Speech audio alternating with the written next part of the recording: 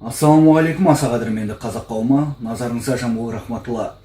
Саяси алаңды бақылап жүргеніме жалпылап алғанда 10 жылдан аса уақыт өтіпті. Сіздер білсін деп, әлемдік деңгейде қолданысқа Қазақстан жиі қолданатын тәжірибе бар. Ол тәжірибе Алкивиадтың итінің құйрығы деп аталады. Алкивиад біздің заманымызға дейін 450 жылы Афинада дүниеге келген. Алкивиад бір күні ит сатып алады. Ол иттің құйрығына халық, достары бәрі таңсалып жүреді. Бір күні Алкивиад итінің құйрығын шауып тастайды. Содан досы келіп, халық та, достарың да, сенің таныстарың да саған наразы болып жатыр. Неге үйттің дейді. Алкивиад жымиып қана, менің қалауым дегенім сол еді, менің қалауым болыпты.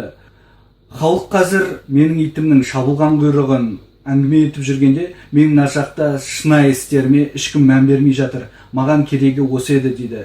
Түйіні, қазір жеріміздің мәселесі 26 бап Конституцияда уақытша тіркеу. Осы мәселелерден сіздердің, біздердің назарымызды алу үшін біз саясатқа араласпасын деп Димашты беріп қойып отыр.